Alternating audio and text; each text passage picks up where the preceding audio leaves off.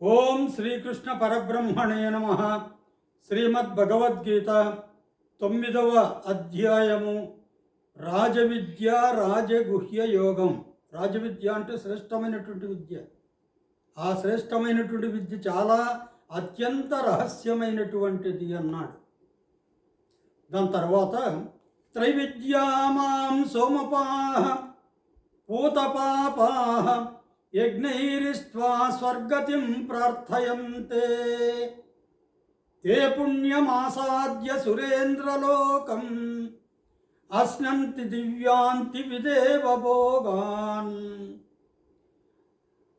అంటే వేదములో త్రైవిద్య అంటే వేదము చేత చెప్పబడినటువంటి యజ్ఞాలనన్నీ కూడా నన్ను పూజిస్తూ అన్నమాట. సోమపానము చేస్తే ఆ యజ్ఞంలో మరి పెట్టేటటువంటి ఆ సోమపానం ఉంది, దానిని త్రాగితే పాపాలు పోతాయట.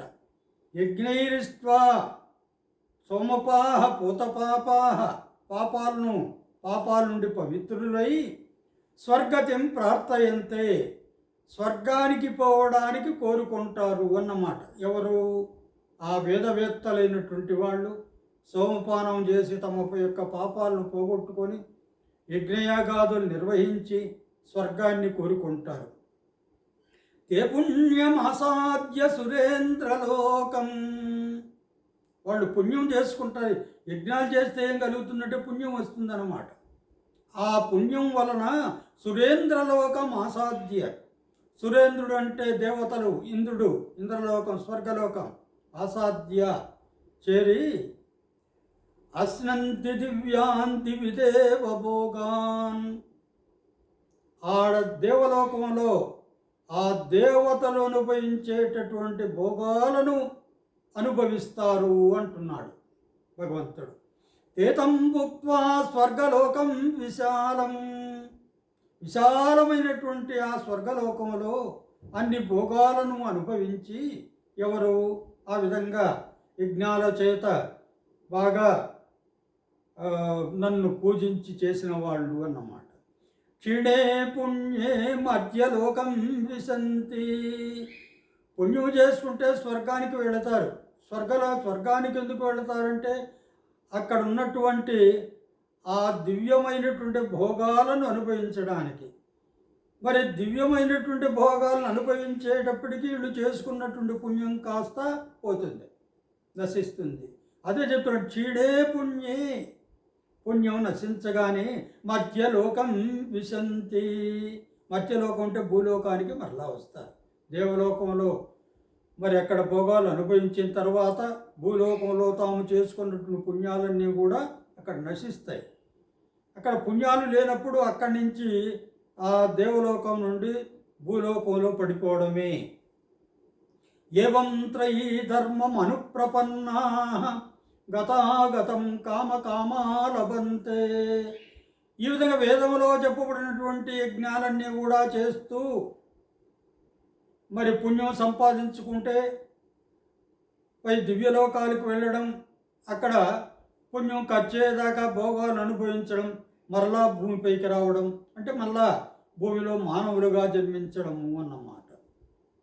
అనన్యాశ్చింతయంతో మాం ఏ జనాః పర్యుపాసతే తేషాం నిత్యాభియుక్తానాం యోగక్షేమం వహామ్యహం. అనన్యాశ్చింతయంతో మాం, వేరే ఆలోచనలేమీ లేకుండా నన్నే ఎవరు నమ్ముకొని పర్యుపాసతే, నన్ను ఎవరైతే సేవిస్తారో ధ్యానం చేస్తారో తేషాం నిత్యాభియుక్తానాం, ఈ విధంగా నన్ను నిత్యము సేవించేటటువంటి వాళ్ళ యొక్క యోగక్షేమం వహామ్యహం, యోగక్షేమాలను నేనే చూసుకుంటాను అంటున్నాడు. మరి వేరే ఆలోచన లేకుండా నిత్యము నన్నే నమ్ముకొని నా ధ్యానంలోనే ఉంటూ ఉన్నటువంటి నన్నే సేవించేటటువంటి వాళ్ళ యొక్క యోగక్షేమాలను నేనే చూసుకుంటాను అంటున్నాడు భగవంతుడు. ఏప్యన్య దేవతా భక్తాః యజంతే శ్రద్ధయాన్వితాః. ఓ కృష్ణ పరమాత్మ, నిత్యము నిన్నే సేవించేటటువంటి వాళ్ళ యొక్క యోగక్షేమాలను నీవు చూసుకుంటావు సరే. ప్రతిరోజు అనేక మంది ఇతర దేవతలను ఆరాధించే వాళ్ళు కూడా ఉంటారు కదా. ఏపి అన్య దేవతా భక్త, ఇతర దేవతల యొక్క భక్తులు యజంతే శ్రద్ధయాన్విత, ఆ ఇతర దేవతలను శ్రద్ధగా పూజిస్తారో తేపి మామేవ కౌంతేయ, వాళ్ళు కూడా నన్నే చేరతారు అంటున్నాడు. యజంచ విధిపూర్వకం, వాళ్ళు అశాస్త్రీయంగా మరి యజ్ఞయాగాదులు చేసినా, నన్ను నమ్ముకొని కాకుండా ఇతర దేవతలు నమ్ముకొని చేసినా వాళ్ళు కూడా నన్నే చేరతారు అంటున్నాడు. అహం హి సర్వయజ్ఞానాం భోక్తా చ ప్రభురేవచ, సమస్త యజ్ఞాలకు నేనే భోక్తను, నేనే అధికారిని అంటున్నాడు. నతు మాం అభిజానంతి తత్వేనాతస్యవంతితే, మరి దేవతారాధకులు మరి నన్ను సరిగ్గా గుర్తించకపోవడం చేత, వాళ్ళ దేవతలను ఆరాధిస్తూ నన్ను గుర్తించలేకపోవడం చేత, నతు మాం అభిజానంతి గుర్తించకపోవడం చేత, తత్వేనాతస్యవంతితే, వాళ్ళు మరి ఆ పైలోకాలు కూడా మరలా కిందికి రావడం, ఈ విధంగా ఈ జన్మ మరణాలతో మరి కొట్టుమిట్టాడుతూ ఉంటారు అని చెప్పేసి చెప్పాడు. దాని తర్వాత ఏమంటున్నా అంటే, యాంతి దేవవ్రతా దేవాన్ పితॄన్ యాంతి పితృవ్రతా భూతాని యాంతి భూతేజ్యా యాంతి మధ్యాజినోపి మాం. దేవవ్రతా దేవాన్ని యాంతి, ఏ దేవతలనైతే వాళ్ళు ఆరాధిస్తారో మరి ఆ విధంగా ఆరాధించిన వాళ్ళు దేవలోకాలకు వెళతారు. పితॄన్ యాంతి పితృవ్రతా, పితృదేవతలను ఆరాధించేవాళ్ళు పితృలోకాలకు పోతారు. భూతాని యాంతి భూతేజ్యా అంటున్నాడు. ఈ భూతగణాల్ని సేవించేవారు భూతలోకాన్ని పొందుతారు. యాంతి మధ్యాజినోపి మాం, అదేవిధంగా నన్ను గూర్చి ఎవరైతే యజ్ఞయాగాదులు చేస్తూ సేవిస్తారో అలాంటి వాళ్ళు నన్ను చేరతారు. పత్రం పుష్పం ఫలం తోయం యో మే భక్త్యా ప్రయచ్చతి తదహం భక్త్యుపహృతం అస్నామి ప్రయతాత్మనః. యో మే భక్త్యా ప్రయచ్చతి, ఎవడైతే నాకు భక్తితో ఇవిస్తారో, ఏమిటి? పత్రం ఆకు కానీ, పుష్పం పువ్వు కానీ, ఫలం పండు కానీ, తోయం అంటే నీరు కానీ నాకు భక్తితో ఎవరైతే సమర్పించుకుంటారో తదహం భక్త్యుపహృతం, మరి ఆ విధంగా భక్తితో సమర్పించినటువంటి ఆ పదార్థాలను అస్నామి ప్రయతాత్మనః, ప్రేమపూర్వకంగా నేను భుజిస్తాను.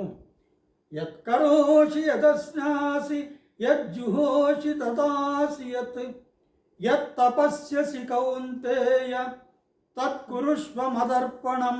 చివరగా ఏముంటున్నా అంటే, యత్కరోషి, ఓ అర్జున, దేన్నైతే నీవు చేస్తావో అంటే నువ్వు ఏ పని చేస్తావో, యదస్నాసి, దేనినైతే నీవు భుజిస్తావో, యజ్జుహోషి, దేనినైతే మరి హోమం చేస్తావో, మరి యత్ దదాసి యత్ అంటున్నాడు, ఏదైతే దానంగా ఇస్తావో, యత్ తపస్యసి, దేన్ని కూర్చైతే నీవు తపస్సు చేస్తావో, మరి ఏమంటున్నాడు? తత్కురుష్వ మదర్పణం, అది నాకే సమర్పించు అంటున్నాడు.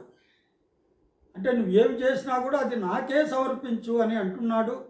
యత్కనోషి యదస్నాసి యజ్జుహోషి తదాసి యత్ యత్ తపస్యసి కౌంతేయ తత్కురుష్వ మదర్పణం.